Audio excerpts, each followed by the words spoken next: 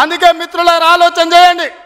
ఇవాళ ఈ రాష్ట్రంలో ఈ దేశంలో పేద ప్రజల ప్రభుత్వం ఏర్పడాలి అంటే 10 ఏళ్ళు ప్రధానమంత్రిగా ఉన్న నరేంద్ర మోడీ ప్రతి పేదవాడి ఖాతాలో 15 లక్షల రూపాయలు వేస్తా అన్నాడు.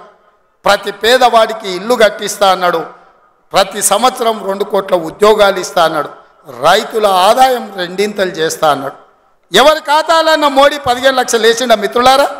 వేసిండా? మీకేమన్నా ఇల్లు కట్టించిండా? మీకు ఉద్యోగాలు ఇచ్చిండా? మన ప్రాంతానికి ఎప్పుడన్నా వచ్చిండా? పోనీ మీ ప్రాంతంలో ఆదివాసీ బిడ్డ స్వయం బాబురావుని ఎంపీ గెలిపించిండు, మంత్రి పదవిని ఇచ్చిండా? మరి ఏమి ఇయ్యనప్పుడు ఈ ప్రాంతంలో మోడీకి ఓటెందుకు వేయాలని నేను అడుగుతున్నా. మీరు ఆలోచన చేయండి.